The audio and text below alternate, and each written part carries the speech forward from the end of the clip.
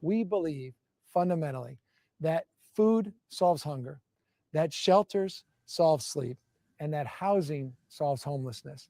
And if we're going to solve the problem of those that are out on the streets that we define as homeless, we better solve the housing problem if we're going to have an impact. And that's why we established this framework, what we call a 10-year plan 10 to years. end chronic homeless in San Francisco. We believe fundamentally that food solves hunger, No, that shelters not there. Hold on. solve sleep, Just want to and that housing solves homelessness. hold on one second. And if we're I got to get the right frame. problem of those that are out on the streets that we define. There we go. We're going to leave that just like that. Does he not look like is the word paradigmic? Does he not look like the paradigm of a villain in a sci-fi dystopian futuristic hellscape that the world has become? This looks like a scene out of RoboCop. This guy looks like the archetypal villain in a movie. But don't you love, by the way, how the politicians, when they come into office, now we can take this out of here because we don't want to see that.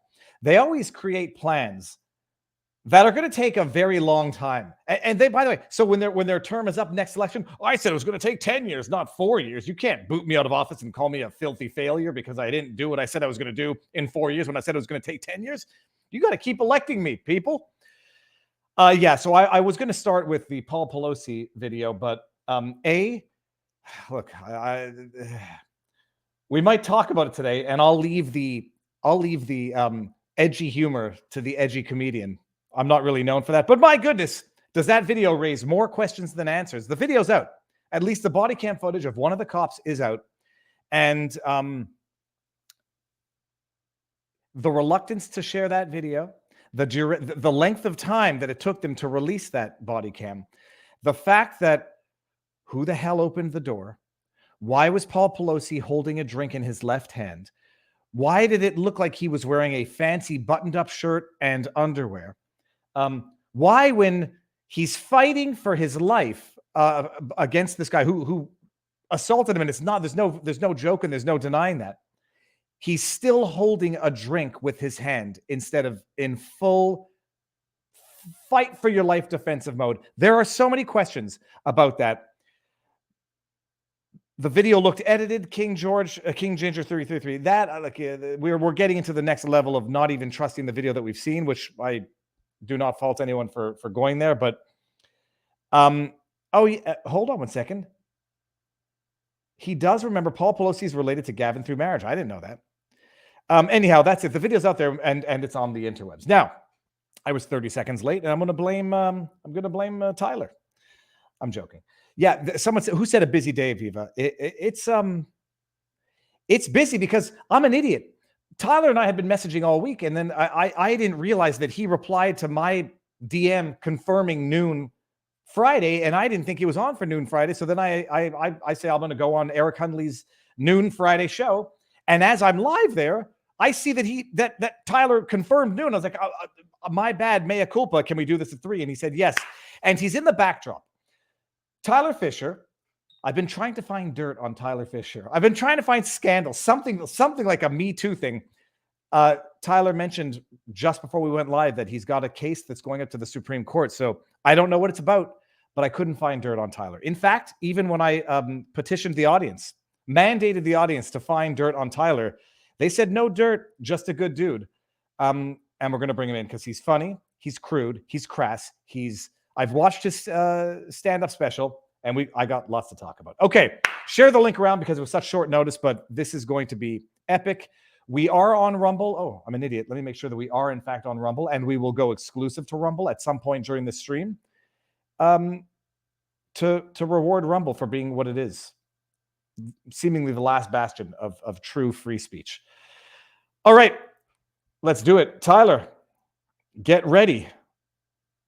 3, 2. Does he know that I'm going to bring him in? He's standing up. He's sitting down. Thumbs up. All right, man. You see, I wasn't sure if you were standing up as part of no, this isn't part of anything. It's just part of letting everybody know that we're doing this safe. And I just got my 9th booster. this morning. This is your merch, by the way, correct? What? No. There's no shame. I'm gonna pin the comments. The COVID prayer. Do the right thing, buddy. Get the jab. Do the right thing. It's just no. This was all just. I didn't even know this was here. I didn't know any of this was even. I'll post the links. I like it. Too woke to joke is damn good. Right. We're going to get into that actually as to when humor dies. I've made not a Venn diagram, but one of those axis charts that the more virtue goes up, the more comedy goes down. But we're going to get there. Tyler, can you swear on this? Can you? Yeah, you can swear. You can swear up the wazoo. Well, then I'm not going to do it. Okay, because that's really you not can comedy. do it. I try not to. Every time I do it, I do offend the ears of. I'm not known for swearing, and every now and again I get very angry and I do drop an F-bomb, and then some people. Yeah, you're more of a N-word off camera type of guy. I swear to you, there are certain things that I don't have to fear in life. I'm talking about non-vaccinated. Don't say the N-word. I was going to say, there's things that I don't have to fear in life, like sex tapes and me, hurling racial epithets in private are not things that I have to worry about. Tyler, you're more of a sex Blu-ray guy. I'm the most boring person on earth. I'm starting to realize, like, seeing how because you're successful. That's kind of how it goes a little bit. We'll see about that. Right. Okay, man. So hold on. 30,000-foot overview, childhood, and then we're going to talk life. Who are you for those who don't know? I was a white man, and that wasn't going well. So I'm now elderly, Latinx, gender fluid, paraplegic, and so things have been going good since then. And you can't really say anything negative about me anymore. No, I was born in Connecticut. I was born on my kitchen floor, in Connecticut. I swear to God, it's right here. I'm gonna get it. Just get 2 seconds. You do that, and I'm gonna go pin the link to Rumble because I have a feeling. Born on the kitchen floor. The question was, where was he made? The actual floor I was born on. I'm so small that I just flew out of my mom like a water slide. How many kids did your mother have? She had 3 kids. I was her third, so she was loosened up and. So hold on, this is actually a piece of the tile from the floor. This is where I was born on the floor, yeah. And she ripped it out and framed it, and I have this on my wall. I'm like, sometimes I'll bring a chick home and be like, "Do you want to see how I was born?" And then 50-50, some of them get so creeped out. They're like, "What the fuck is wrong with you, man?"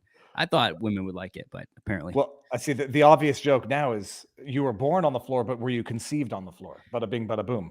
I was conceived on the ceiling. They had this strap thing on the ceiling, and they wanted to just do the opposite. No, I think I live in Brooklyn, New York now, so women are more like, well, show me where somebody was aborted. That would turn me on. So I need to like take the floor from an abortion clinic and hang it up. So seriously, born on a floor. Born on the floor, Connecticut, middle-class family, blue-collar lawyer dad. And then my father, plot twist, came out of the closet when I was 7. He came out as racist, and so that really threw us. No, he came out as gay. And so, that started my journey probably to becoming a comedian. Well, let's back this up a little more because, like, first of all, let's not even get there just yet. So, born on the floor, third of 3 kids. What's the age difference between your siblings? We're all 2 years apart. Okay. And what have they gone on to become, if I may ask that? Do you get compared to them? Why didn't you grow up to be more like your siblings who are, I don't know, professionals? Well, one of them's gay now. No, he was always gay, but he came out later too. So, I didn't get the gay gene. Now I wish I did. Now I'm like, what the hell? Why did I get cursed? I like kind of, I had to come out as straight in my family because there were so many gay people. My dad, his brother, my brother, probably a couple others like that are still secret. So yeah, I was the toxic straight white cis male in my family. Yeah, I mean, your dad comes out as gay, but later on in life.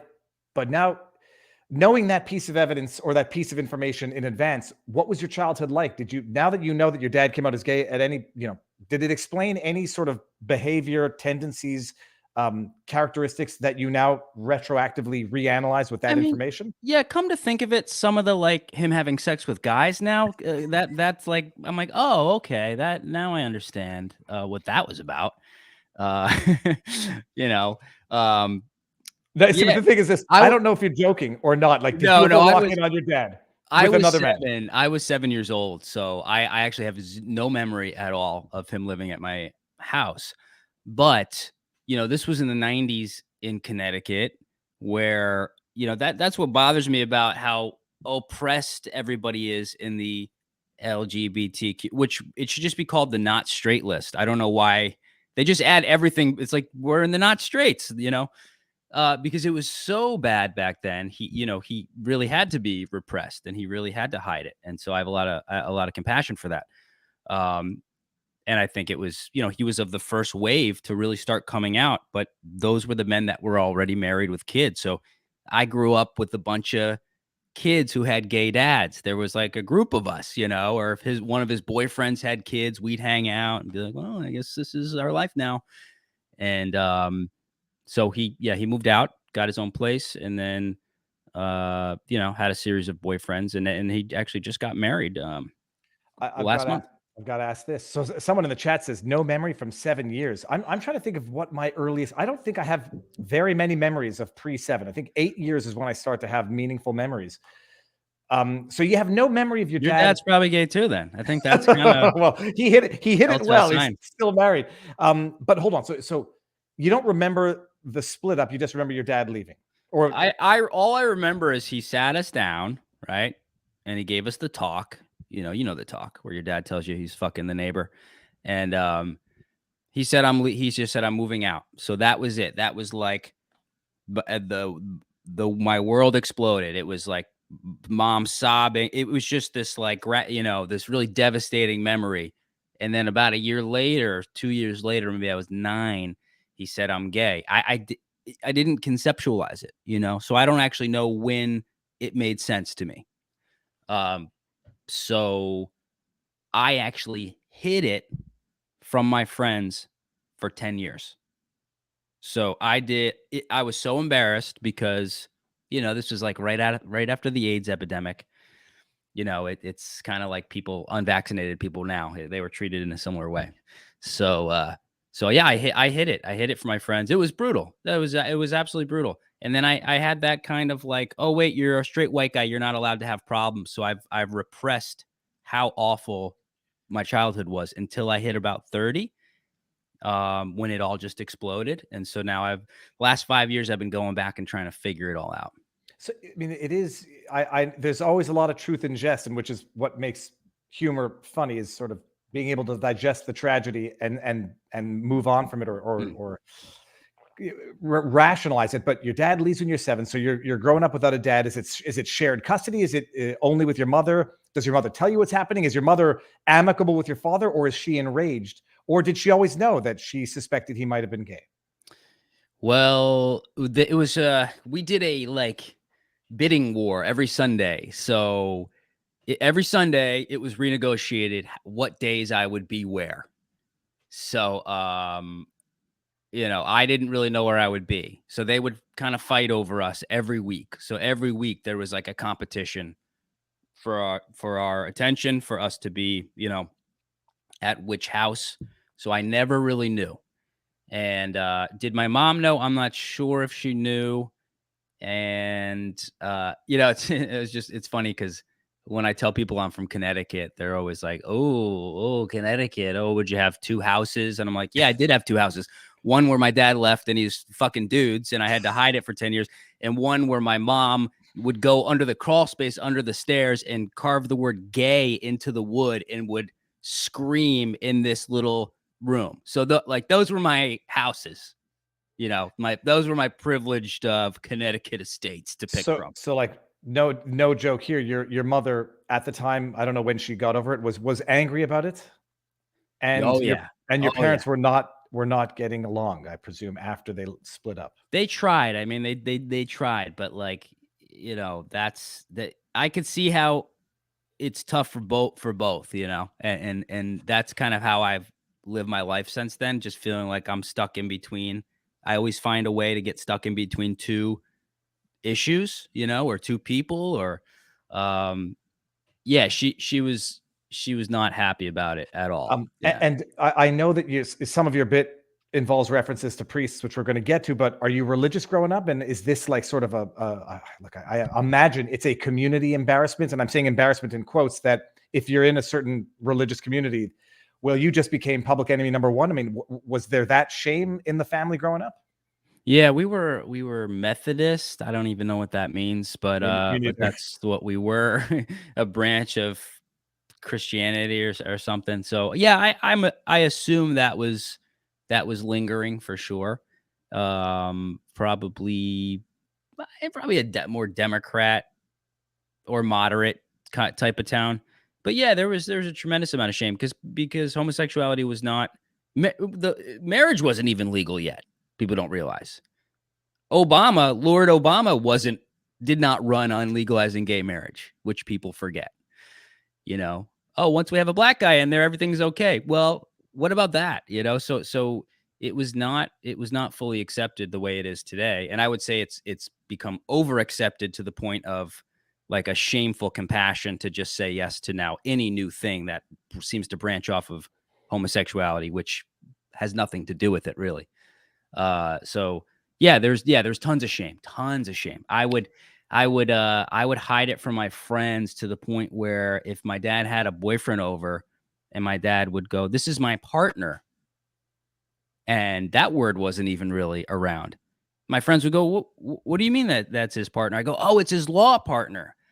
They got a big case. So I would tell my friends that his law partner would sleep over because they got to be up all night working. So if you hear any commotion in there, any moaning, they're reenacting the murder. Don't worry about that. This is like my dad's the Daniel Day-Lewis of lawyers. So, yeah. I spent most of my life hiding. I spent most of my life like a closeted homosexual man. So I feel like I have more of that experience than most gay people do today. It's very interesting. I mean, I understand exactly what you're saying. You're growing up with something that to you at that age, you're hiding as much as they hid it and had as much social stigma for you. And now, if I may ask, like, when does your brother know that he's gay? When does he come out? He came out when I was 21. He came out of the closet. I was the night I was playing Mozart in Amadeus at the University of Rhode Island, a theatrical production, and I was in the middle of a complete mental breakdown. So I was playing Mozart, a guy who starts to lose his mind in the play, while I actually, likely probably should have been put into a psych ward. I think all this stuff started coming out for me in college. Once you're really exposed to the world, it's pseudo world. It's a little bit of a bubble. And so my brother was having a mental breakdown because he was coming out of the closet. So we were both losing our minds, and he came out on my birthday, February 28th, after the play. I'm going to have to break that down, Tyler. What you have, so I mean, your childhood, you've sort of you explained it to some degree. It's a broken family, split family. Yeah. You're living with the shame because it's a different era of having a father who came out as gay. It breaks up the marriage. Your mother. Now I'm caring for my mom though as well. So starting at age 7, I became her husband, the classic eatable complex, or for the people that are sexually attracted to their mom when they're high, it's called an edible complex. That's a recent discovery in the psychological literature. So yeah, I became the husband of the house at 7. So I started caring for my mom emotionally, physically. I would sleep in bed with her. Nothing explicitly sexual, but a from what I learned now is called a covert incest relationship. Is you can't really distinguish the difference between the emotional and sexual incest. So, imagine your husband who's gone, who was offering you physical contact and love and stuff. I became that at age 7. Until when do you share a bed and then realize, or do you realize at any point that it's particular? I probably felt it wasn't right, but these are your parents are your gods, right? So you're not questioning it. It's just all you know. So, into my teens. This is this is actually not fascinating. I had no idea we were going here because Yeah. I haven't heard all your stand up. I heard the Well, special. I just had therapy like 2 hours ago, so I think I'm in the zone of just like you got me on a good day. No, and so you have this childhood, which I mean, I'll ask for other details as to what the childhood was like, but I think we've got the gist. And how does this, you're compartmentalizing, I guess, no, you're experiencing this and then probably not even knowing that it's out of the standard realm of behavior. And then at some point, I guess when you expose yourself to the world, when you start meeting other people, you start retroactively looking at your life and saying, that's weird compared to what they went through. And is that when this starts having a massive toll, or is this just culminating because you feel something's wrong, you don't know something's wrong, and then you can put names to it? Yeah, I didn't understand it probably till out of college. I started at age 10. I started doing drugs. I joined a skateboard gang. I'm looking at a picture right now of me with Tony Hawk when I'm 10. Maybe I'll pull that down in a second. Drugs is in smoking weed or other harder stuff? Smoking weed, cigarettes, drinking, like on a daily basis, starting at age 10. So smoking during recess in 4th grade. And then I was just acting out, right? So I was acting out all of this psychological abuse and trauma, and I had no. Yeah, and I learned a lot actually from Jordan Peterson, and it's like I'm not doing the damn impression. It's like people, well, he's going to do it. It's like I'm not doing it. It's not about that. About the effects of divorce on kids.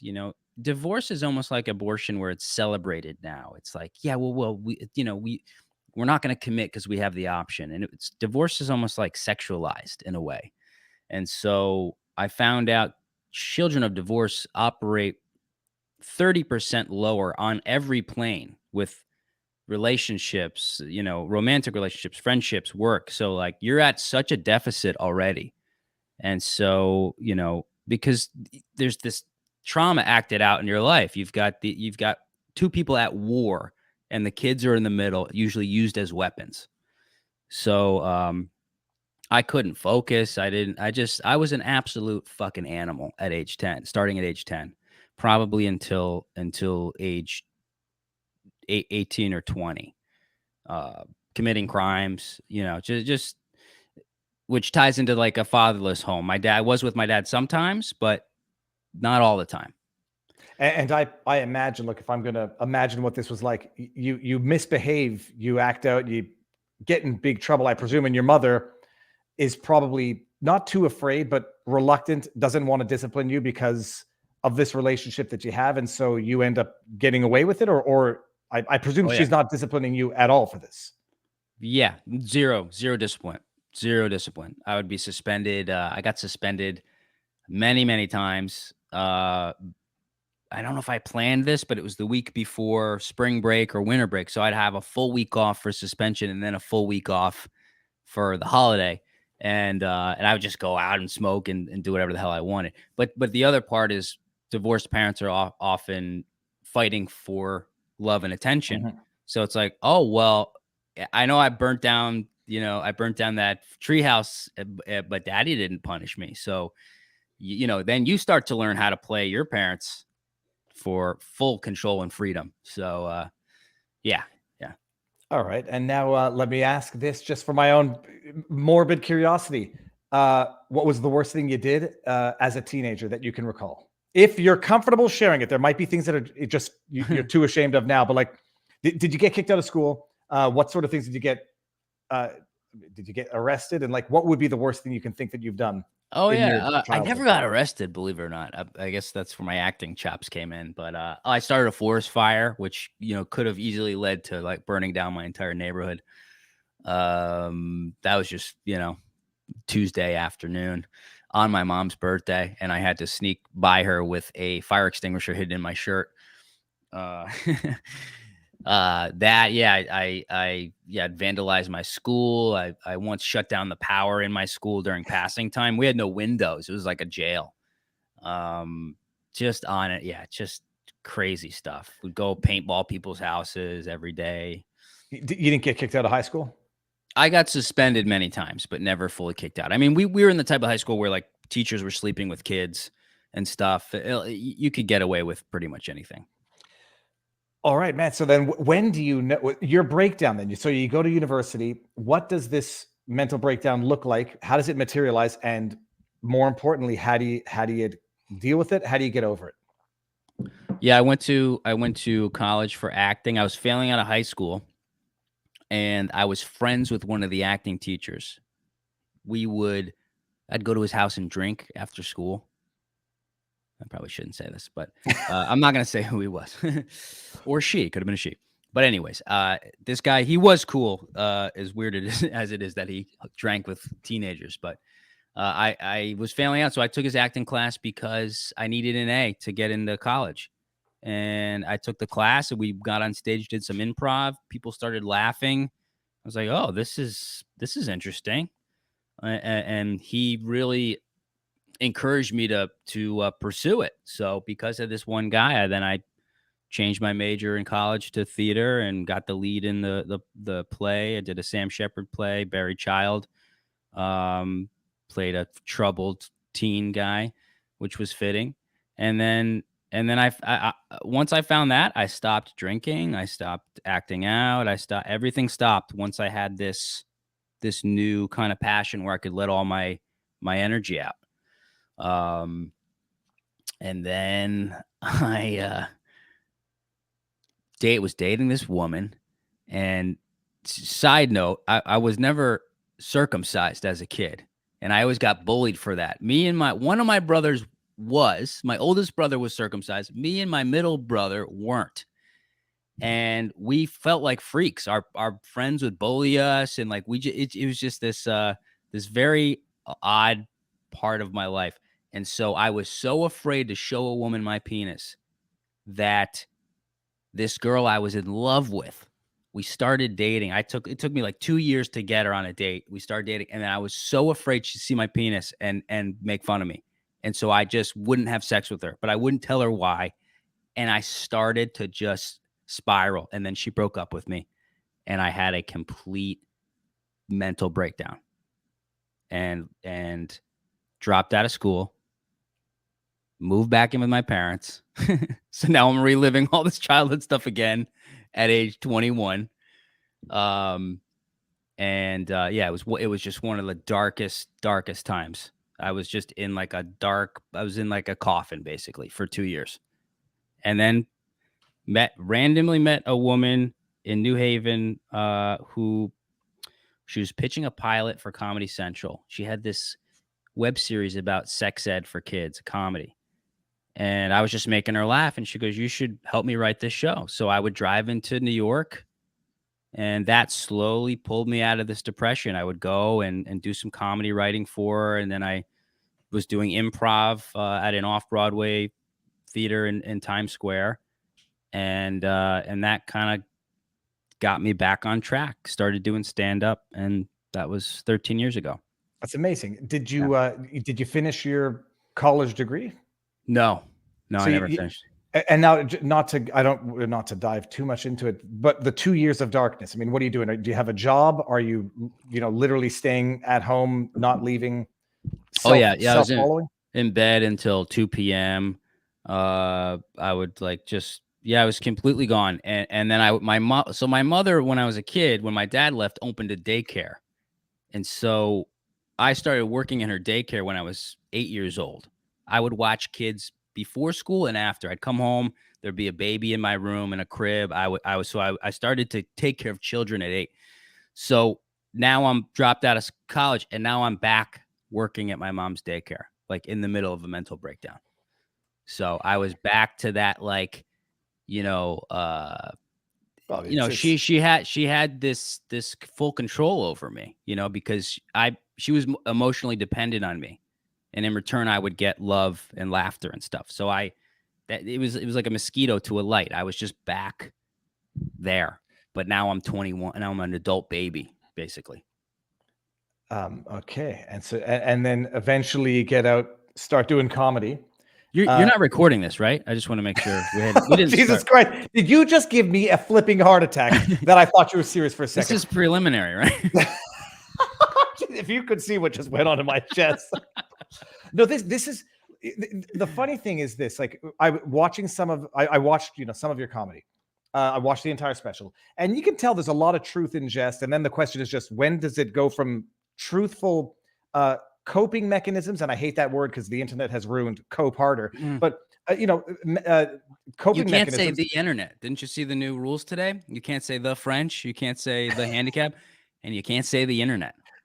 Interwebs. People, No, so people of the web But- experience. what was clear to me is that there was a lot of truth to the jest that's going on in your humor, which is how you deal with it, how you internalize it, but also how you get over it. But I didn't know that. I mean, dude, I didn't know it was this much. Like, it's fascinating to understand how you now do what you do. Yeah. You get out of this 2 years of it. I mean, let me ask the very also suicidal ideations at any Oh point. yeah. Oh yeah. Yeah. And you do. I mean, so how do you get out of it for anybody? I mean, you explained a bit. You meet someone, you start finding purpose in life again. Yeah. Is there a moment where you click, and when do you start going to therapy? Well, yeah, I mean, like the art kind of saved me, because even when I was playing Mozart, when I was losing my mind, and I actually I couldn't remember my name. I wasn't sleeping. It just spiraled. It's like it's like when you experience embarrassment for the first time when you're like 8, you don't know what's happening. I remember the first time I started blushing in school. It was like you don't know. So you don't really know what depression, what that type of thing is until you experience it. And then you're not set up with the tools really. So that being in that play kept me. I had to show up. I was the lead in that play. It was a big production. We had the original costumes from the original Broadway show, and so I just had to be there, and so that kept me going. And then what got me out of it again was the same thing. It was back to the Jordan Peterson thing. Like, you need purpose in your life. These people think that you're privileged if you have all this money and you don't have to work. That's a fucking nightmare. I mean, go a week without a task that you have to accomplish. You'll kill yourself. And not anecdotally, like family, friends, opulent, wealthy. It's a curse when you lose purpose in life. You can get up in the morning with all the money in the world and not have any direction, and it does lead people to Yeah. How could they have done it? They had all the stuff they had. They were rich, good looking, whatever. Lack of purpose is itself a curse. Yeah, it's one of the most misleading and silly things that people still spout all the time. Oh, he has all this money. Trump's kids. Well, look at Biden's kids. The guy is suffering to the point where he's doing so much crack. He was sniffing Parmesan cheese off the ground. You're like, what are you talking about? A lot of people have a lot of theories as to what can cause that type of brokenness among children, and some people hypothesize it comes from issues in upbringing, which is a segue. I'm just going to end this on Rumble. I'm going to end this on YouTube now, and we're going to carry on Rumble. Everybody, the link is in there. You don't have to do anything, Tyler. I'm just going to end on YouTube, and we're going to carry on. Oh, my Rumble stuff's way better.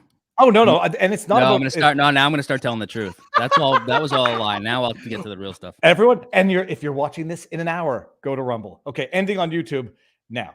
3, 2, 1, boom shakalaka. So let me ask you this: if I'm reading into you, it sounds like you harbor some resentment for your mother, and I'm always reluctant to ask the question. I'm not trying to foment discord. Do you have hard feelings for your mother? Do you have resentment? Are you on good terms with your parents now? Well, yeah, resentment. I mean, I certainly did. I didn't realize what it was until I was able to recognize it. Of course I have compassion for both of them. Being broken up with is hard. Being broken up with your life partner who you just had 3 kids with and built a house with, and he got my mother to leave her home state and come to Connecticut. So of course, and then I have the compassion for my father who couldn't come out. When I think of how I was treated for not getting the vaccine, I mean, I'm still treated like a fucking diseased, AIDS-ridden city rat. I mean, people will still get up and leave the table. Comedians. And to think like, oh, I just could, I didn't understand. Wait, I can't live my life. This is just who I am. A guy who didn't want to get a vaccine. That's who I identify as. So I can have compassion for my dad because that's when he grew up. It's that type of thing where like you don't rip the statue down because you have to at least understand and honor the history of it. Mm-hmm. So I definitely have compassion for both of them, but it'll get real tasty here because Well, my mother told me that my father would be straight again and they'd get remarried. So she told me that when I was probably 9 years old. So part of my mission was to get them back together.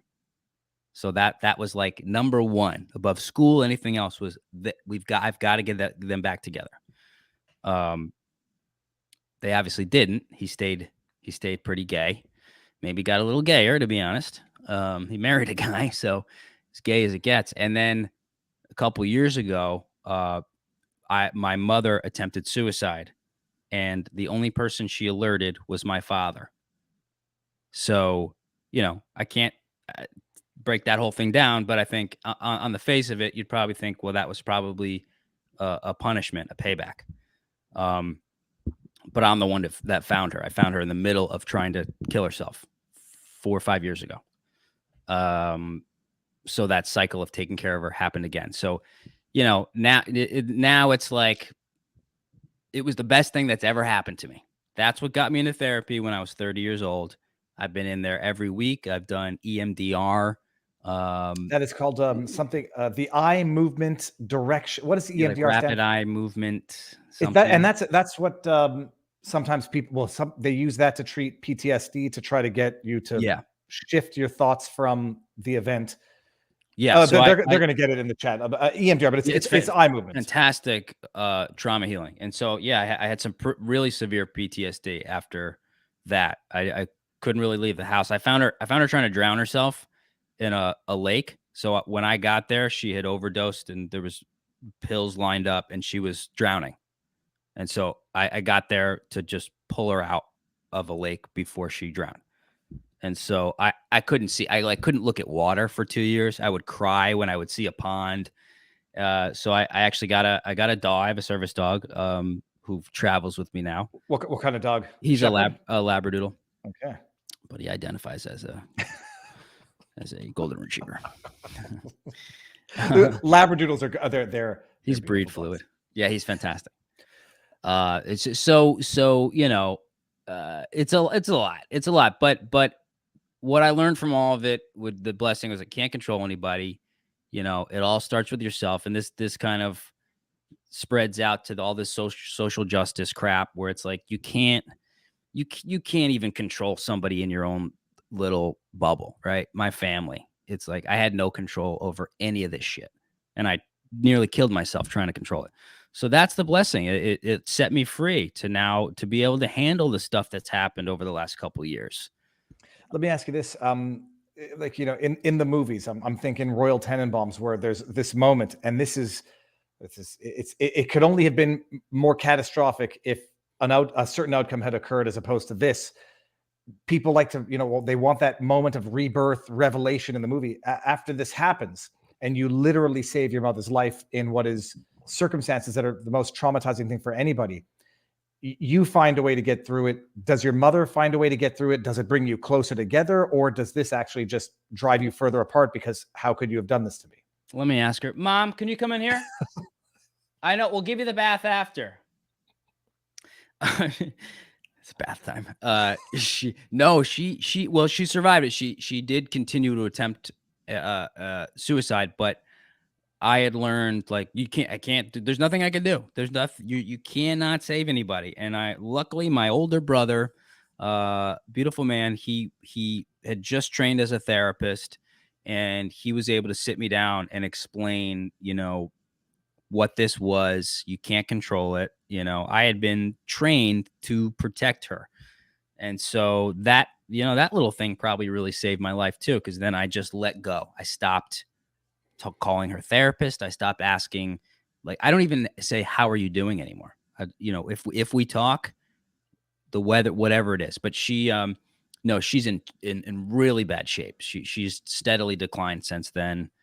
Many suicide attempts. And, it's hard to even look at her, to be honest. So I can last maybe 30, 45 minutes at most being in the same room. But again, I can separate it now and go, that's her, this is me, this is my life.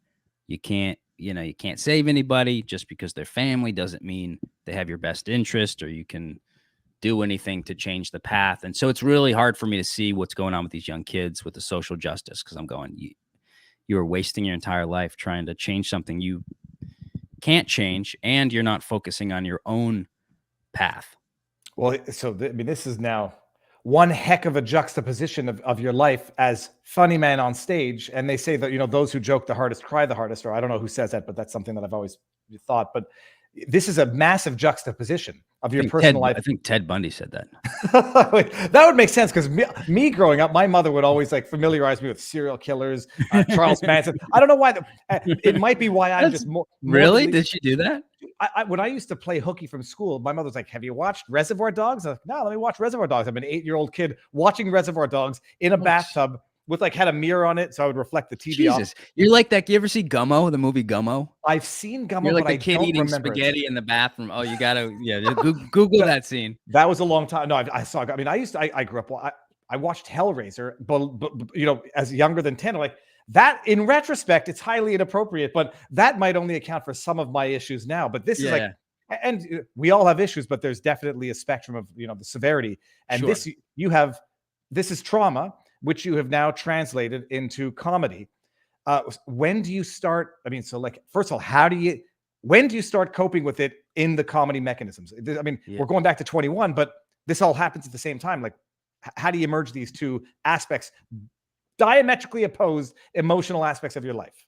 Yeah, probably doing improv really helped. I was at like Robin Williams level of like neuroses and just energy and stuff. And honestly, if he didn't kill himself, I probably would have stayed on that path.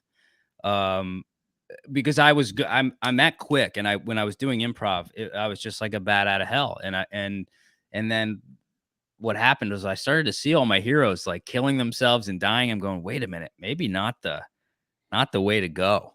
You know, let me bring it down a little bit, even if I'm not as exciting on stage or whatever it is. But having that outlet, that creative outlet, really helped. And it was really maybe just to get the energy out. I'm not sure what kind of healing was happening. It was just like so much bottled up. Let me just get it out. And, you know, I was always self-conscious of being, you know, I'm really short. So I'd get beat up for being short. How short are you, Tyler? You know, Peter Dinklage?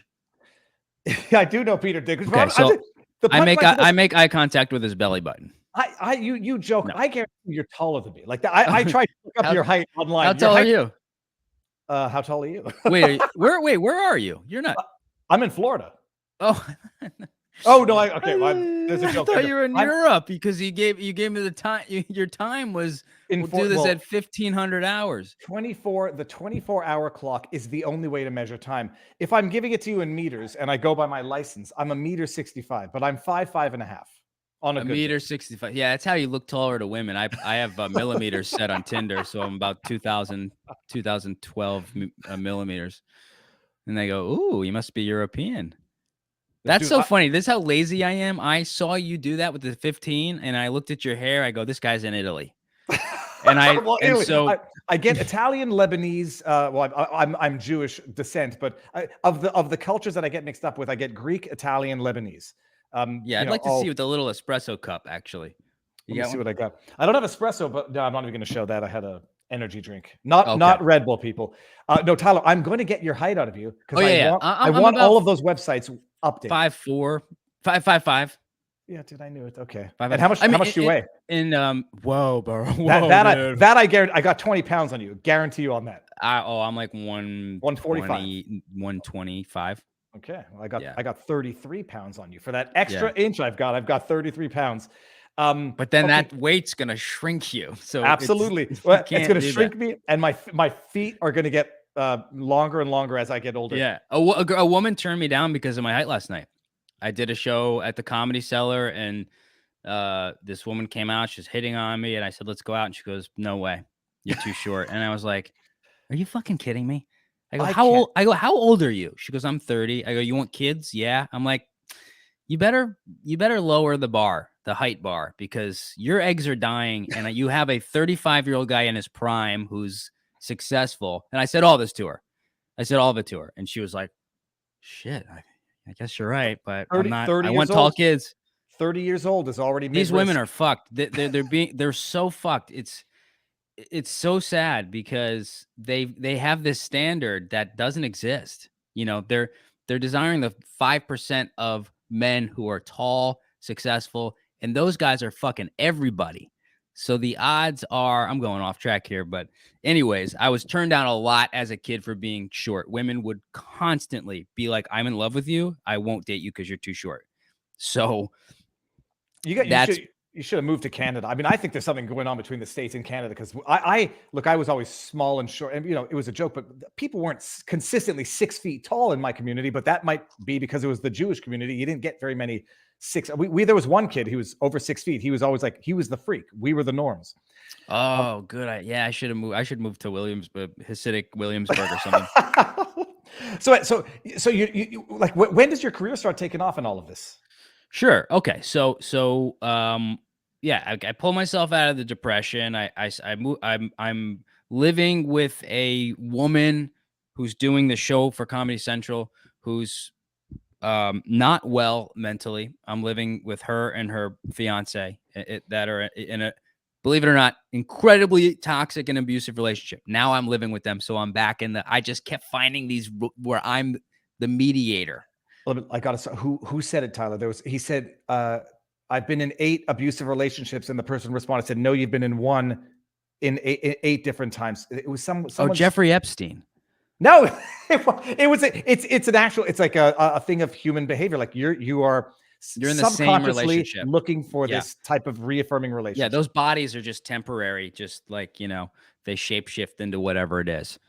However, I was around someone being creative and pitching a show to Comedy Central, which back then Comedy Central fucking sucks now, but it was the Mecca, South Park, the comedy specials. It was like, whoa, I'm living with somebody who's pitching something because her videos did well on YouTube. That was a new concept. Do I know who this is, and am I allowed asking? Okay, you hesitated. I don't want to get into. Well, I was just trying to think of the name of her thing. She's very sweet. She's very sweet. I don't want to shit on her. She gave me a free apartment in Brooklyn. So I started going off and doing improv, and then doing stand up at open mics, and it was brutal, as you can imagine. Just the bullying and I came up in the time when the roasts were getting popular. Yeah, Lisa Lampanelli, and who were the other? Jeff Ross. Yeah. So the new thing to become well-known in New York was you had to be good at roasting. So the open mics would be, you'd go on and quite literally try to make the person that went before you cry, which would happen all the time. It was so sick. It was like, I can't even believe the stuff that happened. The cruelest shit you can imagine. And, you know, given we're all a bunch of comedians in our 20s, probably dealing with some deep-seated child abuse, right? So we're all there just adding to the stew. And so I tried to bring some like silliness to it.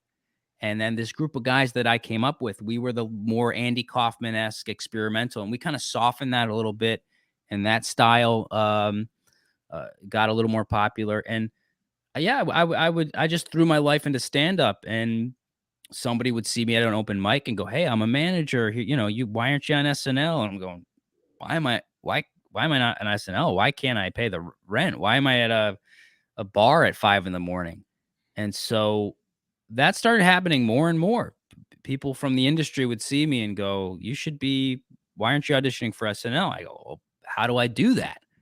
And so I started working with managers and agents and doing TV commercials. I started making money doing that. Started nannying. So during the day, I would pick up kids from school and I would nanny. And then at night, I did that secretly for like 6 years. Nobody knew. And then, you know, I noticed something happening. I did start booking TV roles. So, you know, booked a guest star role on Chicago Med, the like Law and Order spinoff. Yeah, and I remember that. Yeah, so I had a storyline, and then I booked a role in this TV show, Younger, small role. I started booking roles a lot, and I'm going, man, I think I can make a living like this. And then I met with Jim Carrey's manager in Los Angeles, and his one of his junior managers was like, "Yeah, we've been scouting you for a long time, and and we want to make you an offer to. And I'm in the bathroom. There's photos of Jim Carrey everywhere. I'm going, holy shit, this is really happening, and slowly this woke ideology, race-based hiring shit just started poisoning Hollywood, and things just stopped. What year are we in now? Because I mean, I'm trying to think of when I started noticing it, but it feels like it started around 2015, if I remember That sounds correctly. exactly right. So you're trying to make it. You're trying to make it in this industry. Before we even get there, actually, when you're doing these gigs, are you sticking around in New York, or do you go cross country and try to like organize gigs in various cities? Mostly in New York, so I'm still doing the open mics. And maybe I'd book a couple shows occasionally, a lot of bar shows where comedians produce their own shows. But I was kind of a rare comedian where I had an acting agent. So I was like the actor guy, and I was making sketches and doing stuff on YouTube. So yeah, 2015 sounds about right. You started to hear little murmurs in the stand-up scene. This white guy, he can't talk about this, and I'm going, wait a minute, there's different rules for different people. And I'd see some black comics like just really letting loose. I'm going, wait, I want to do that. I love how he just like shit on everything. And I would try, and I'd get pushback from the crowd or comedians. I started to notice me and a couple other white comedians go, hey, I submitted for that job. They said like maybe there's too many white guys. He goes, yeah, me too. That feels weird. And there's this couple of years like we were almost like we were coming out of the closet and finding support, which that's the last thing you want now is a bunch of white people getting together going, what the fuck's going on here, man? It had this complete adverse effect, which I saw coming, which has gotten a billion times worse since then. But it became more open, more explicit. The manager I worked with under Jim Carrey basically was like, I can't do anything for you. Wink, wink. He didn't say it out loud. And I'm not the type of person that would ever make an assumption without evidence. He didn't say, you're white, you're out.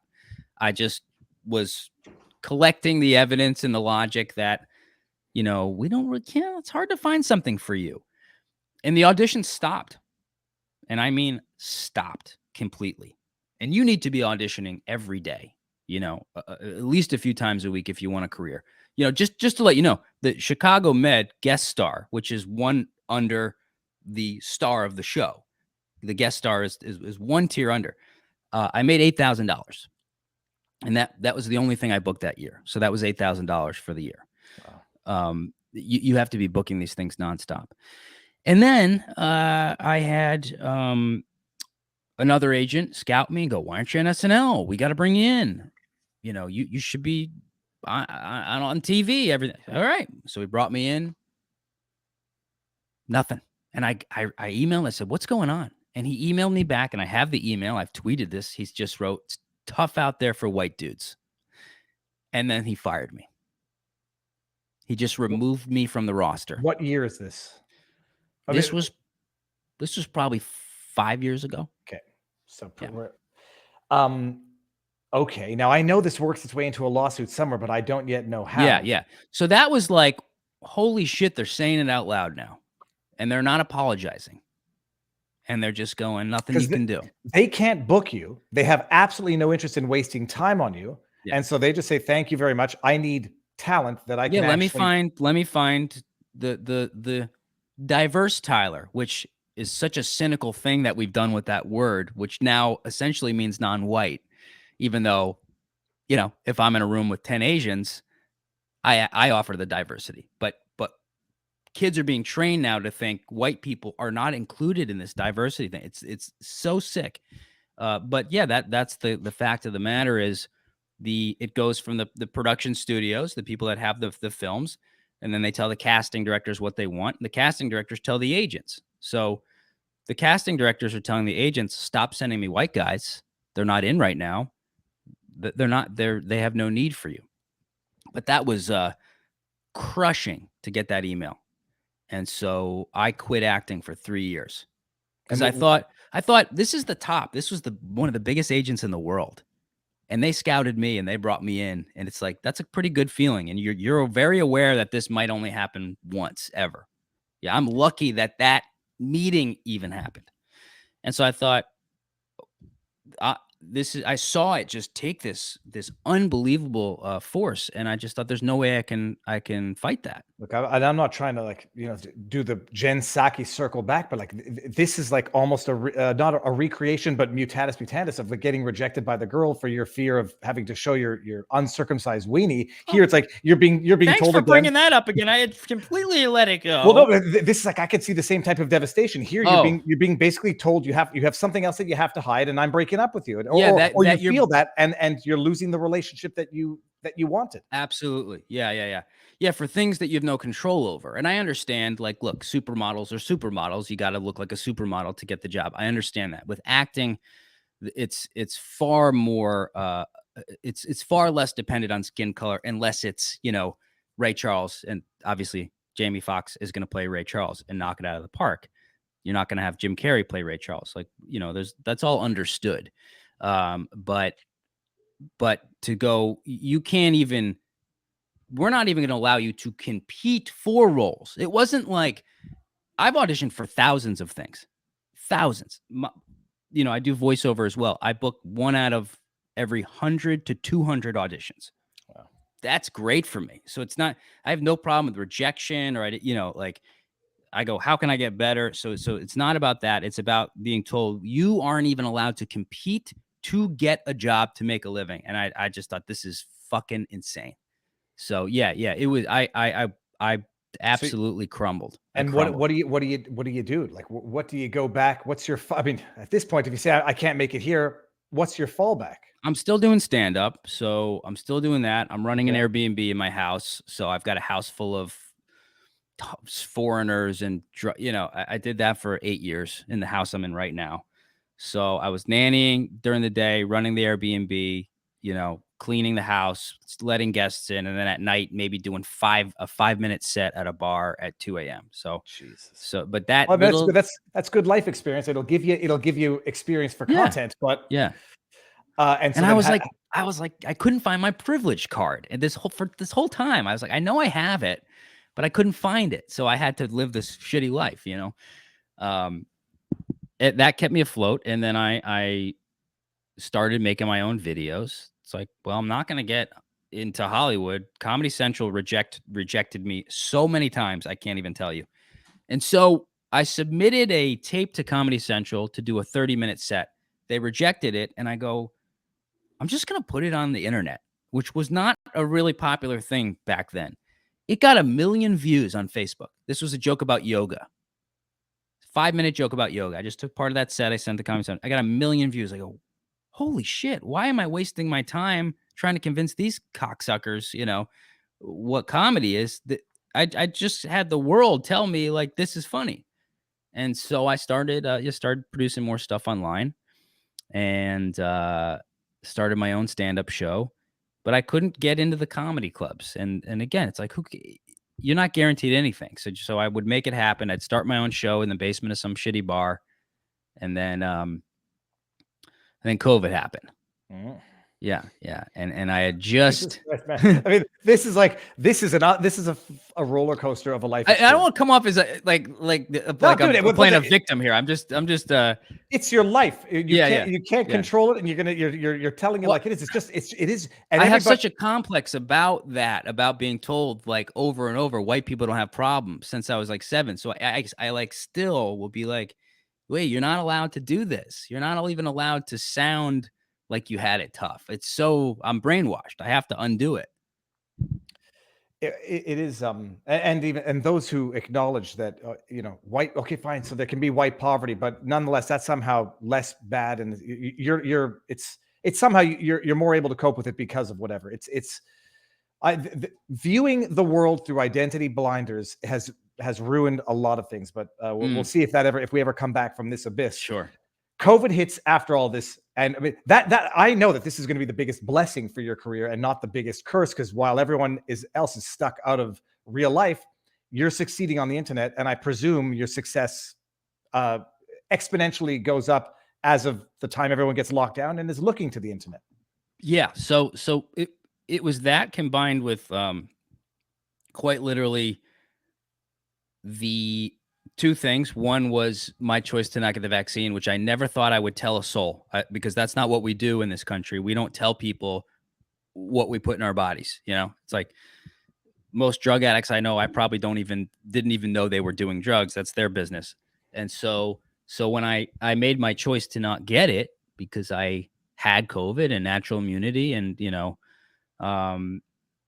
then was peer pressured to tell my friend circle when I'm getting the shot. It became like, well, when's everybody getting it? Everyone's just announcing, yeah, I got my appointment. And I remembered, I was like, oh, this is weird. This is personal. And I just kind of was like, I don't know if I'm going to get it. And like the whole circle just like looked at me like, what do you mean you're not going to get it? You got to do the right thing. And everyone kept saying that. Guy goes, you got to do the right thing. And this whole group is like, do the right. And I was like, what is going on right now? It's like, what is going on? And that's where it all started. I just, I had to, the comedy clubs go, we need to see your proof of vaccine. I said, I can't do that. And I had just gotten into the clubs that year. I won the New York's Funniest. And I got into a lot of the great comedy clubs in New York. And I just said, I can't show you the card. And I got eaten alive by the comedy scene. You're far right. You're an extremist. Rumors started. You're in QAnon. You're racist. It was like every, classic internet shaming word you could think of.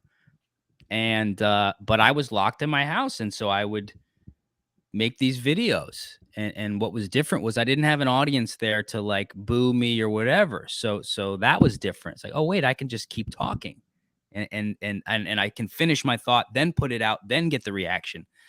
And it was like, I went from 3,000 followers to 100,000 on Instagram. It was just like an explosion. And, yeah, that changed my life, that for sure. That decision to not get the vaccine. And when I'll say from the life sustenance perspective, like when does it become monetizable? When do you start making a living doing this? Because the views are one thing, but it has to be sustainable. Like when does it become sustainable for you? Sure. Well, at the same time, as I just started to grow a little bit, and now we'll get to the lawsuit, in comes an agent or a manager that said, I've been watching your stuff and we've been scouting you, which was like a, bi-yearly thing. Someone would come and say that. And, this time I was like, maybe the gods are with me now. I paid my dues and it's coming back around and, do you want to audition for Curb Your Enthusiasm? Do you want to do this, that? I go, yes, finally. I found someone who's going to fight for me.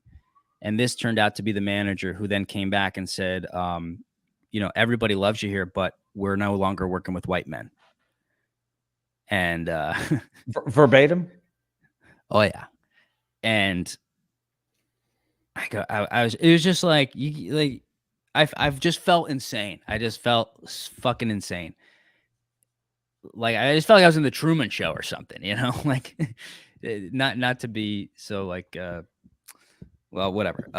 So yes, verbatim. And I was sitting here at my podcast thing and I go, can you say that again? And so I hit record on my podcast recording software. I said, you want to work with me, but you just won't work with me because I'm white? And he goes, yeah. And I said, is that company policy? And he goes, it is now. Yeah, it is.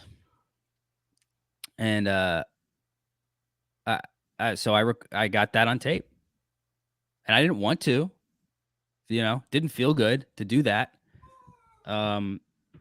But my therapist had been training me like, you better start recording this shit, because this was happening all the time with aside from agents. Commercials firing me. I got hired for commercials. Nope. Now they want a diverse person. Podcast. Yeah, we're not having white guys on now. It was like over. So I just was ready, got it on tape, and a few months later I got a lawyer. So it was a lot of this stuff. It was like then that was like the pot boiling over for me. Like, oh, now I I have nothing to lose now. So now I'm going to say exactly what I want to say. I'm going to be open about this. I'm going to make videos to heal from it.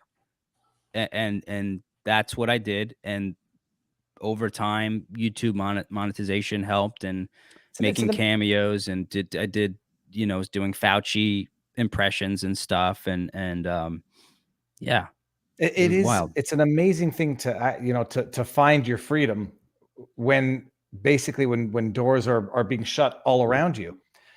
Did you ended up suing the agent? So it took me a while to I don't even think I told my therapist about it. Still like a lot of shame around this for quite a while. And then I finally think I went on Instagram and was like, man, this thing happened. It keeps happening. And should I sue? And somebody reached out and was like, hey, I'm a lawyer and my friend's a discrimination lawyer. Here's his email.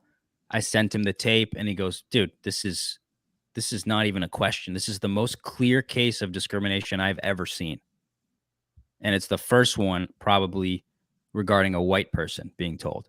So my lawyer's been fantastic with this. And I was shocked to even, this is the other thing is like, I'm in a very liberal city. So when I would tell people about this, they would go, yeah. Well, Whitey's time to sit down. I mean, that was the reaction I'd get.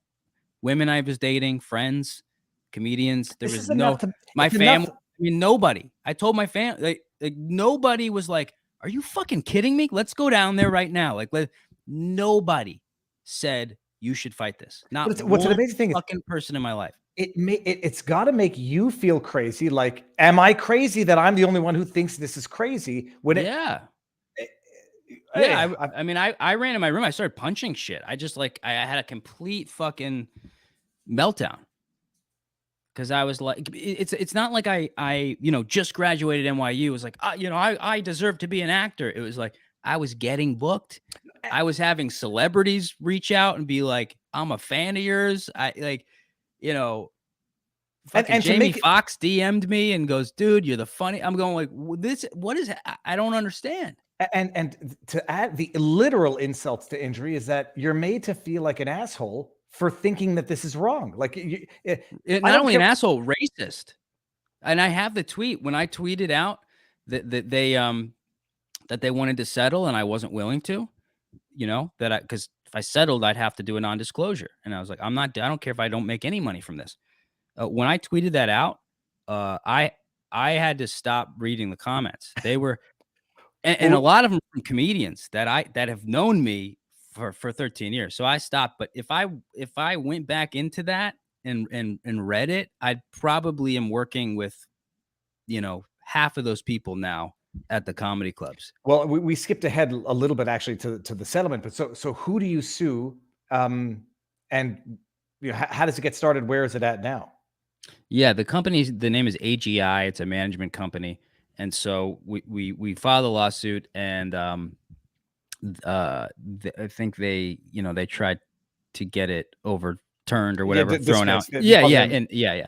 So that's where we're at, and I don't believe it's been dismissed. So these things can take years, Well, flip me the look. I didn't even know that there was going to be a bona fide legal angle to this today. I thought we were going to talk more comedy, but flip me the lawsuit. I'm going to look this over. I'd like to see what it says.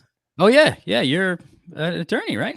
Oh yeah. No. I used to do car vlogs. I used to sit in my car and read legal proceedings and put together, hyperactive ADD 10-minute synopses, and then it morphed into live streaming, which I get much more satisfaction doing. Wow. I'm gonna absolutely be, and I'd like to see what their motion to dismiss is, because it'll probably be a motion to dismiss for failure to state a claim, I presume. So it depends on what state it's in. Yeah. So we had the tape. I'm not sure I can't say a whole lot. There's not a whole lot going on, but I'm not sure they knew we had it recorded. So I think my lawyer gave him the transcript. I gave the judge the transcript. So it's like, did you ever publish the recording online?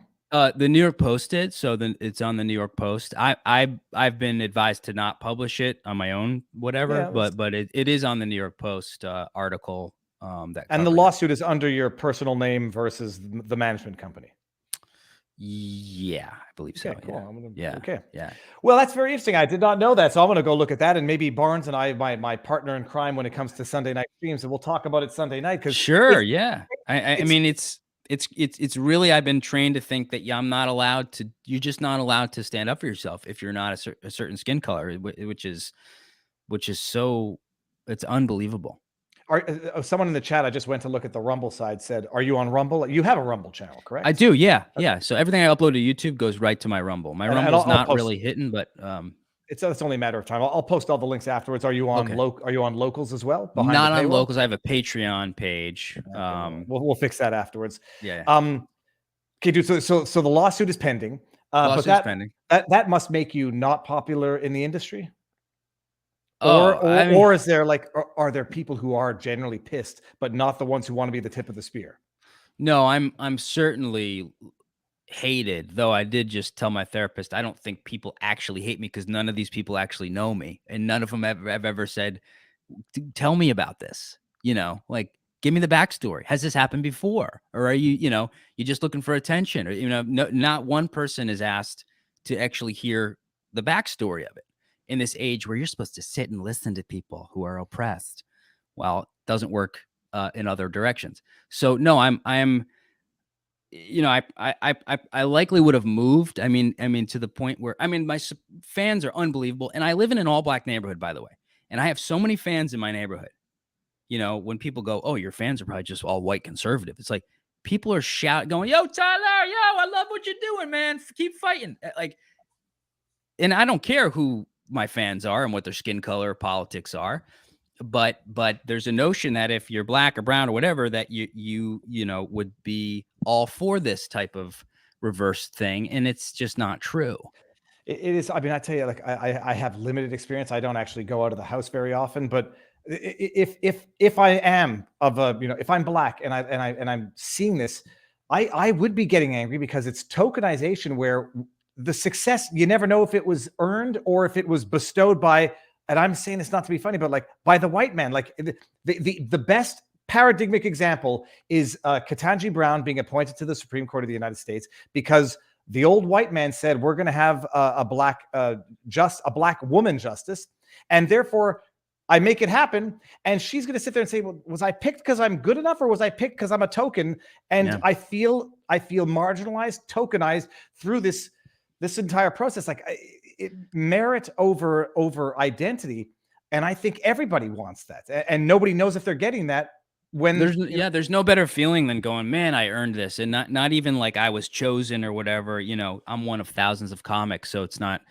I just got into the Comedy Cellar a month ago, and it's been a dream to be there. It's one of the best comedy clubs in the world, but I completely accepted that it might just not happen for me there, and that's not gonna define my career. But what people didn't realize is while I was getting canceled and just annihilated by comics, I was going down to Florida and I was doing stuff in a little comedy club in Brooklyn, and I kept working.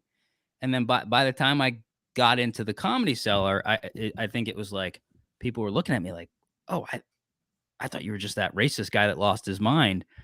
And I'm on stage slaughtering because I fucking love what I do. And the lawsuit had no effect on the stand-up or any of that stuff. I don't even talk about it on stage. No, that's just from an industry perspective. I can imagine agents now talking, this guy's suing us and we're all doing the same thing. So he's putting us all under the radar, sort of. Other people are going to look at you and say, you're an entitled white boy who's blaming his lack of success. And I'm saying that not agreeing with it. I almost should have you pull up the Twitter thing and just read from it.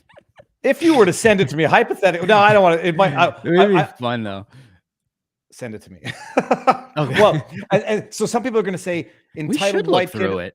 Oh, yeah, well, you've really tempted me to, but I don't want to get distracted. Oh, but okay. People are going to look at you and say you're entitled. You're angry, and you're looking to blame whatever perceived lack of success on an excuse, and that's your excuse. Others are saying same thing's been happening to me. Thank goodness someone's doing it. I don't want to do it because I don't want to. They tell me quietly, secretly. Yep. Once in a while, someone will come up and go, "I thank you." Yep.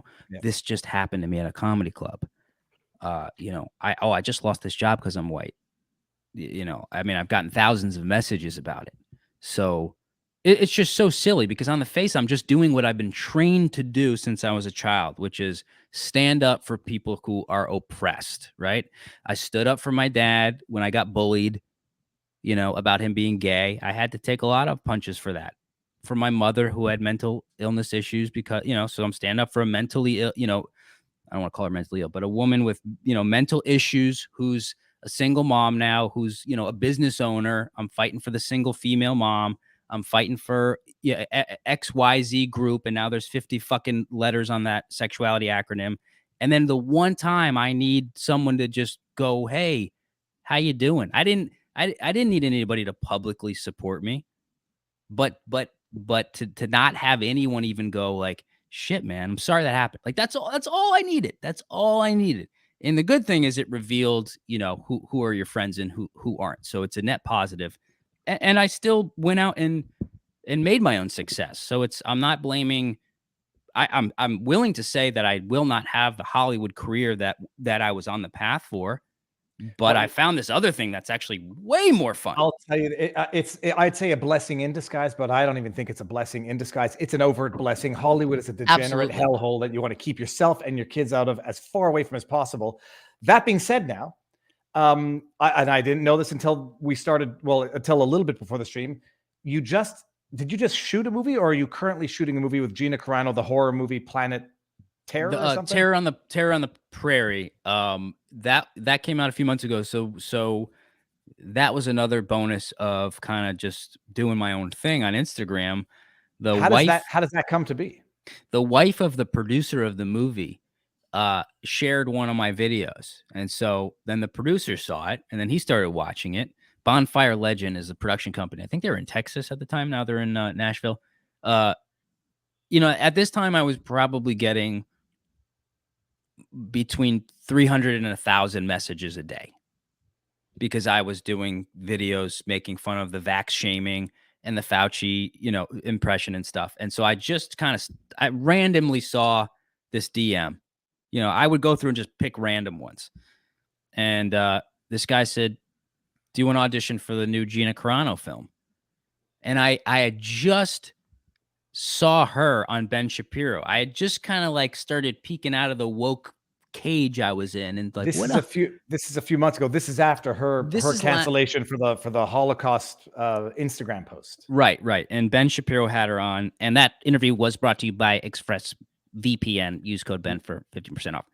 And so I saw that, and I was like, oh shit, okay, I don't think what she did was even in the universe of a cancellation or being fired. It was really sick to see that. And I was like, whoa, I was just watching that. Now the guy that's doing the movies in my DMs here said, sure. He sent me the script.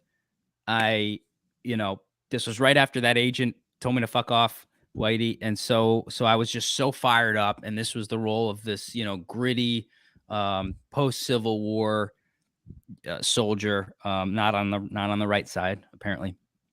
And just this violent scene where he gets his arm blown off, and he's like, somebody's taking a hot iron rod and searing his wound, and so that was the scene. So I just went for it and started improvising, and tapped into that Robin Williams thing. And so he called me the next day, and he goes, yeah, we're gonna fly out to Montana, and you got the role. This is I haven't seen it, and my apologies. Is there any element of comedy to this, or is this an outright horror movie or zombie type movie? No, it's a Western. It's like a classic Western. So it takes place in the 1800s. It's okay. So I had no idea what it's about. But there's no element of comedy to this. It's not like a Zombieland type take on the event. No. Comedy in the form that any tragic or suspenseful events in your life can lend to some comedy. People laugh at funerals, and in that sense, where.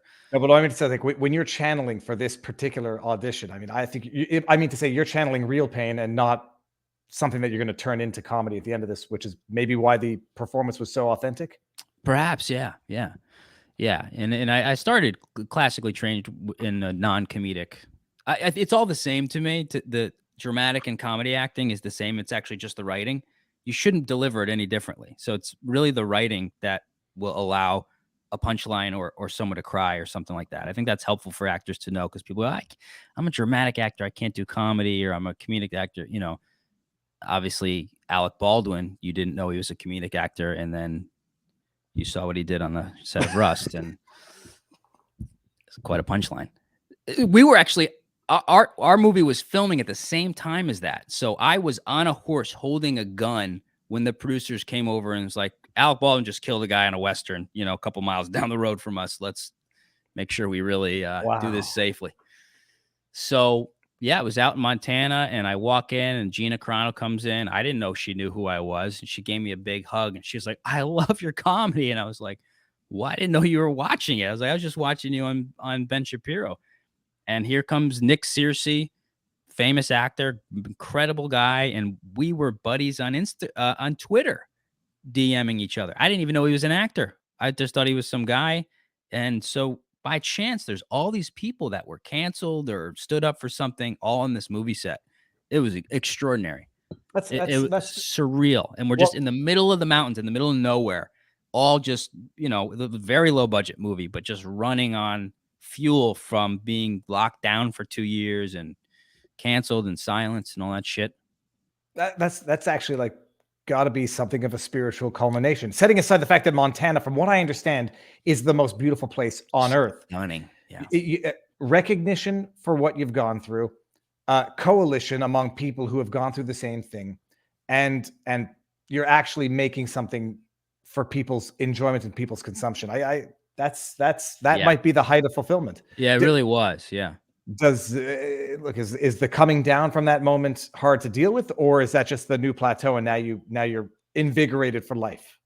No, it's I mean, I've been on so many sets where it's exciting, but then, I'm always on to the next thing. So it's like, it was hard to come down from a little bit, but in Montana continued to make sketches. I would still film stuff in my makeup and in the trailer, because my YouTube was really kind of popping off. So I would come home from like a 12-hour shoot, and then I would film something and edit it and put it online, and then, work on my podcast in the trailer or whatever it was. So that kind of kept me going, because like, oh wait, now I just did this incredible movie, but now I have my production company essentially, and I can keep making the stuff I want. And you don't have a lot of control on a film. So there, it was a fantastic experience, but it was kind of like, shit, I wish I directed that, or I would like to direct a movie now. And that's sort of where I went from there was, I would love to have a Woody Allen style career, make a film a year. I think we're missing that. There's a big void right now for that kind of consistent. Hollywood. I mean, when I say Hollywood's a cesspool, it's also a moral cesspool. It's just also just put out crap. And I'm not saying this to like, it's a cliche. I have no interest in seeing any movie, and I grew up loving movies. I would go up and spend all weekend, go see multiple movies alone, sit there. I loved movies, and I stopped loving. Look at what this is. Just my own personal experience. The top agents and managers in the world were scouting me, bringing me in, making me offers, and then going, "We can't help you at all." I'm one guy.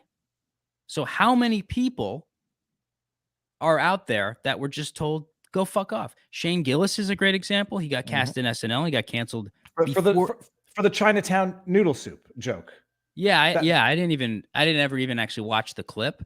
I got to know Shane because he was at the same clubs as I am. One of the funniest, geez Louise.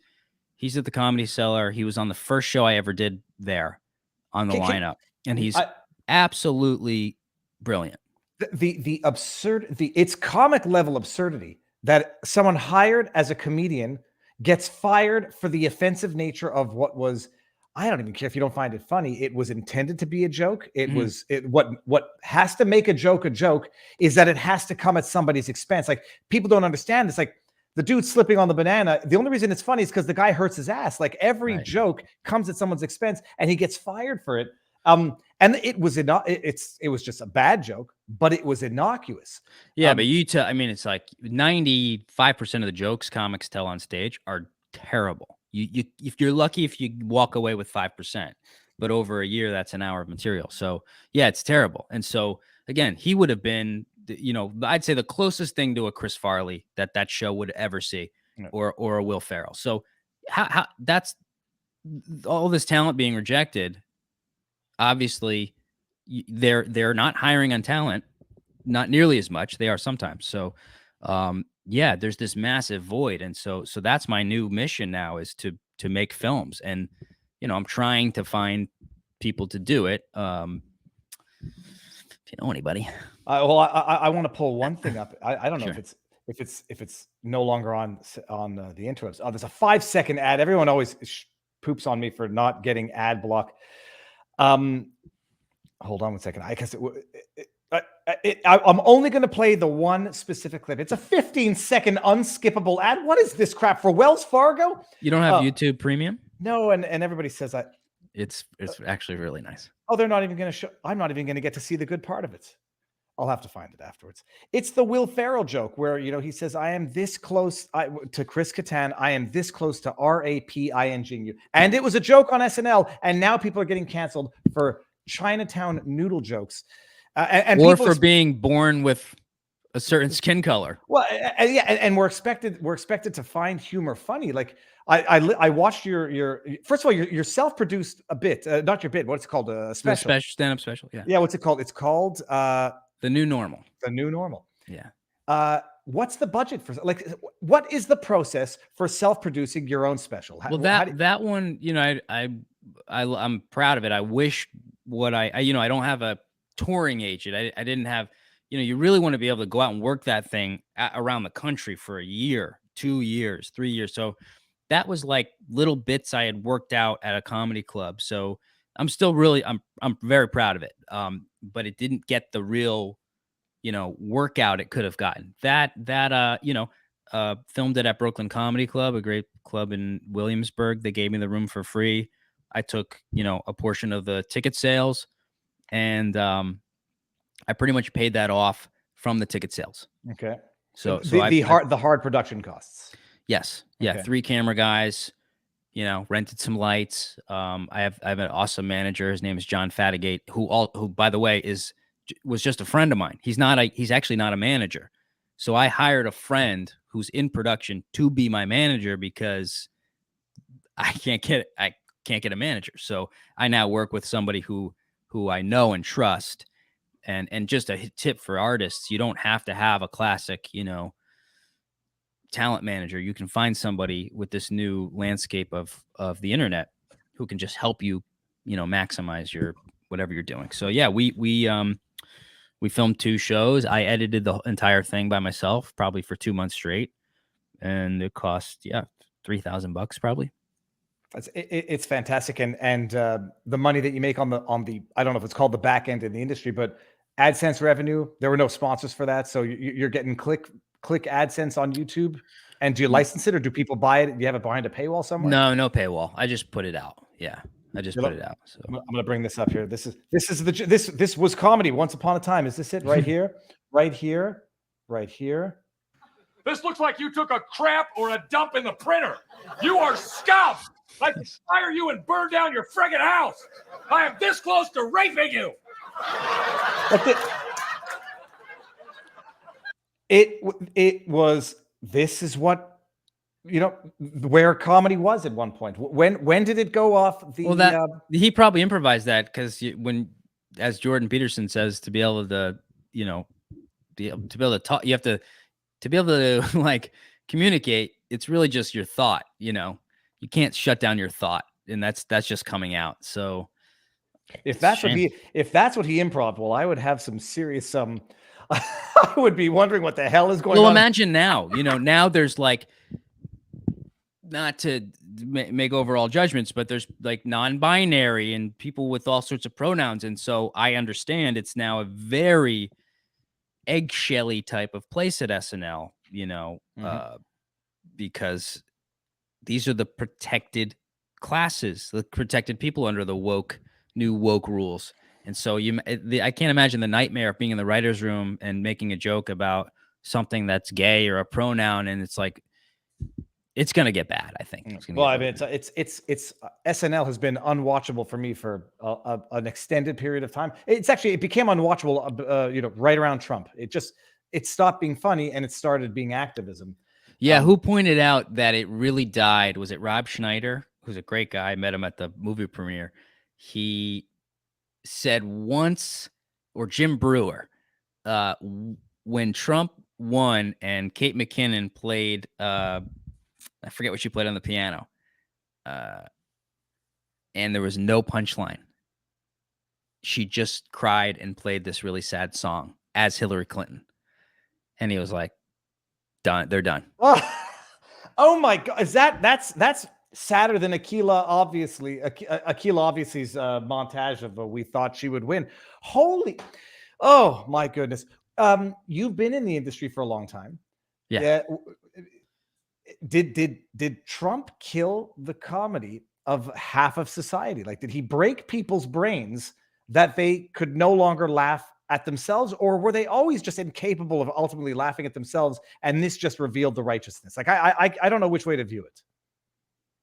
No, I don't think he really affected it. If anything, the media's portrayal of, the doomsday of Trump, maybe they extended the umbrella of what was offensive or right wing or extreme, and that's just getting bigger and bigger. But the reality is, most 90% are in the middle. So those are the people that come to the comedy clubs. They're typically not ideologue types of people. And so, I make fun of everything, and it works pretty well at the Comedy Cellar. And that people from around the world are coming there and around the country. So I always say, I recommend to people, don't say you can't say this anymore. Just say it. You may have to pay a price a little bit, but we have to get back to not proceeding every statement with, you can't say this anymore. And then, of course, you're going to say it anyways. We got to cut that first part out and just get back to just saying shit. Have you had bad reactions? I mean, you are edgy and you're offensive, and I think that unfortunately is what makes a lot of humor when it's done properly. But have you had anybody scream out, run this? What is it called? Charge the stage? No, and because I don't consider it edgy or offensive. I don't. If somebody finds it offensive, again, now the default is to go, well, oh, that's an offensive joke, because one douchebag found it offensive doesn't mean it's actually offensive. You just go, well, one person found it offensive and 90 laughed at it. So the joke stays and I don't change it. No, I've had no problems. And I make fun of everything. I talk about all this stuff. I was looking to see if I've missed any questions in the locals community. So what are you working on now? And what's the plan for like short to long term?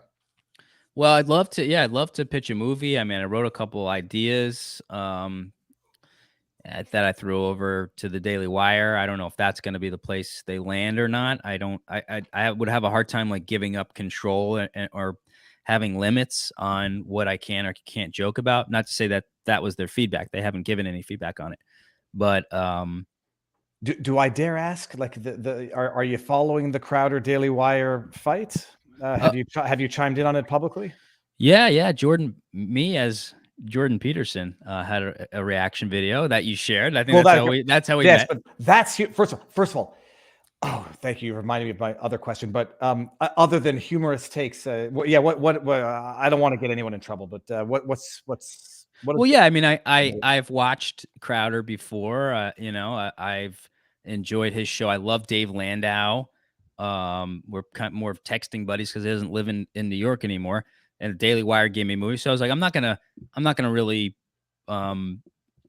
take a side or shit on anybody. So my way of joking about it was Jordan Peterson reading the clause in the contract about cleaning his damn room, or he gets fined $1 million. So that's kind of the area I like to play in. Well, it was genius because look, it does to some extent not legitimize, but it does explain, where Crowder's anger is coming from. But then it also does make fun of it. It's a perfect sort of humorous characterization of both sides of the debate. It doesn't have to be quite as toxic as it has become. But when did you discover that you could do impersonations? Is this an acquired skill, or is this innate? And you only have a certain range of who you can do. Well, depends on what you mean by discover. It's like, well, probably 10 years old. I'm cuddling with my mom in bed, No, I used to do impression of my teachers.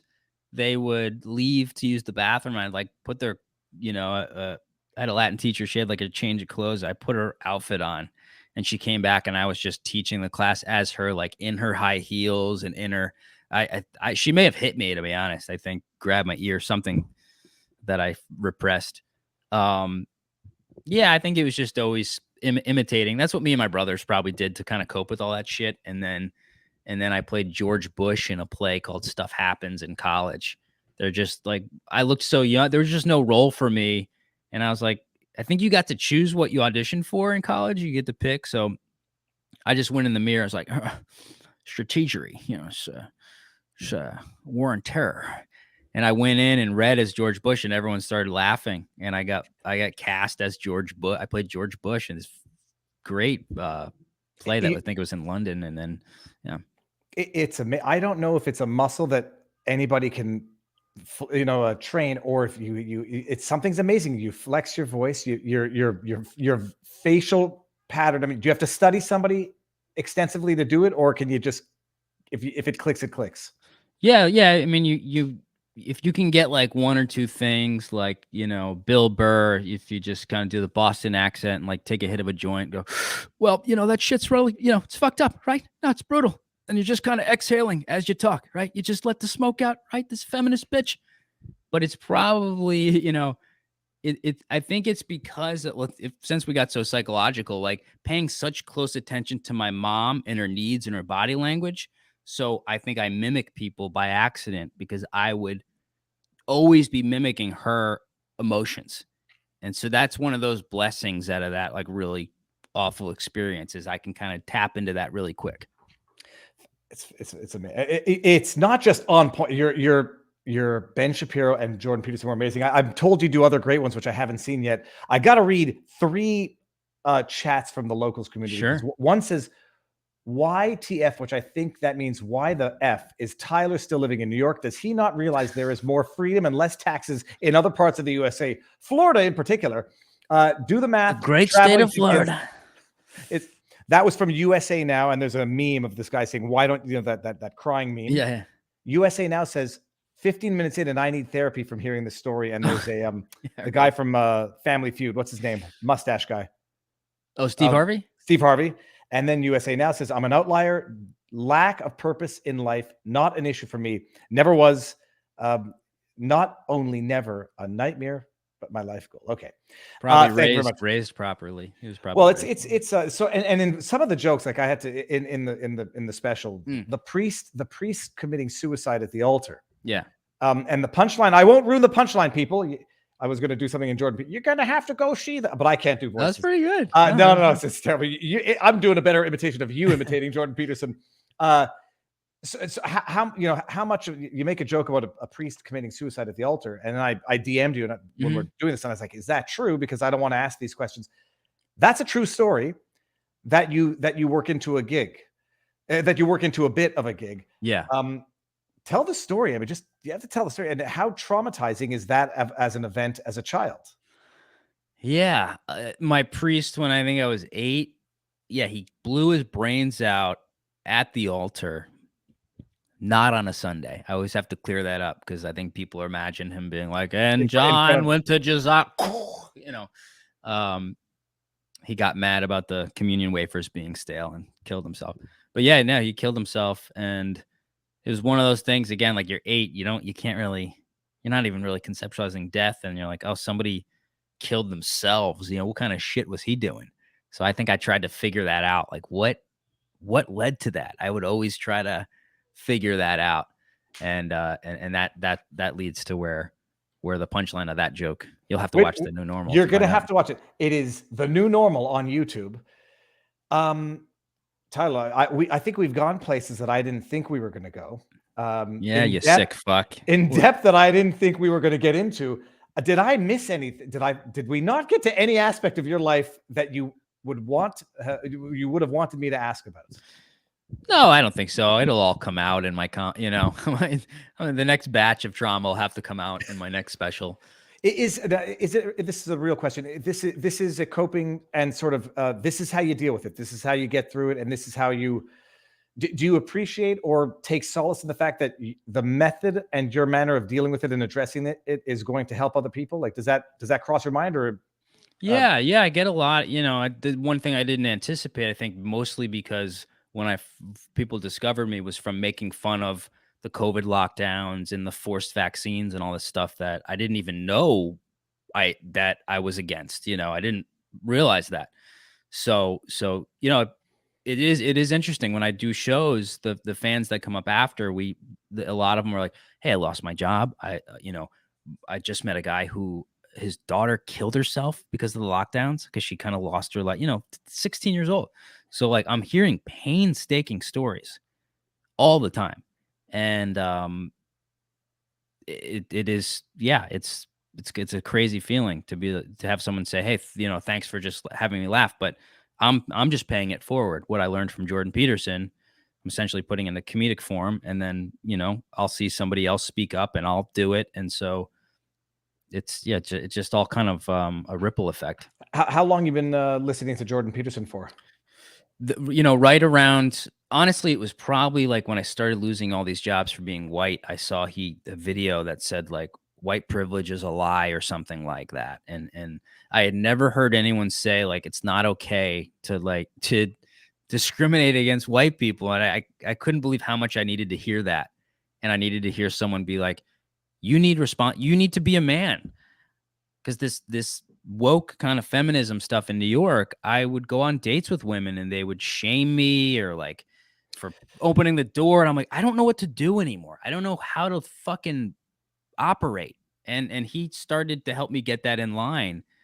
And my success has just gone up and up ever since discovering him. So it's been about 5 years. And then he really helped me disconnect from my family and my mom. It's very interesting. I can imagine people in the chat might be thinking that it's almost sounds cold to say I can't help my mother, and everyone's reflexively thinking you have to do everything you possibly can. But I think you not everybody appreciates you can't help someone who doesn't want to help themselves, and all that they can end up doing is taking everyone down around them with them. Absolutely. Yeah. My family it was already pretty fractured, but that certainly left quite a mark. But I would say try to like have a life and career and then always be trying to keep your mother from committing suicide. To do that for a year and see where you come out. If I may ask also, where's your dad now? And what's your relationship with your dad like now? He's in Connecticut. Yeah, I mean, I didn't see him during COVID. I wasn't allowed inside because I wasn't vaccinated. I wasn't willing to get tests and stuff. Okay, so well, like, I just went home for Christmas and we exchanged gifts and stuff. But I learned, the biggest thing I learned is you create your damn family when you're an adult. Do not call whatever you create. That's your family. Everybody else are relatives. That's actually, you don't owe your family a damn thing if you're not getting your basic needs met. I can't think of on a more poignant note to end. Tyler, I'm going to put all the links up in the pinned comment. I'm also going to don't put any of this on the internet. I'm also sending you a number right after this. Start a locals account, and the way you can put certain things behind paywalls for a certain point for people who would be more than happy to support you in your endeavors. Great, yeah. Let me think. So other than that, where can people find you? You can find me, let's see, Ty the Fish is on the screen. That's on the screen there, right? So that's Twitter, Instagram, YouTube, that's everything. And patreon.com/Tyler Talks until you get me over to switch to locals. Yeah, I'm doing an hour show in Brooklyn, New York on February 1st. That's on tylerfisher.com. And then I'm at the Comedy Cellar pretty much every night. And then I'm trying to tour. I'm trying to get an agent. So I would love to be able to tour and really meet everybody. Well, if you make it down to Florida, and the great state of Florida, it's amazing. It's amazing. Let me see it. Let me just make sure. Last minute, did I miss anything here? Oh, sign my email list at tylerfisher.com because then that's how I let everybody know where I'm touring and I know where to go. That helps a lot. Oh, dude, we'll talk a few minutes offline. Yeah, absolutely. Because there's okay, amazing. Tyler. Thanks so much. You're great, man.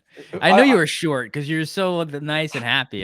This guy's short. I never thought I was this short until I came to America. I'm like, I was short, but I was always able to run fast and be strong. So being short in wrestling is actually sort of an asset, not a liability. But yeah, I know. When I'm wrestling women, I always find that to be the case. Well, dude, you at 125, you would kick ass in your weight class. You'd have like a minimal depth of class. Okay.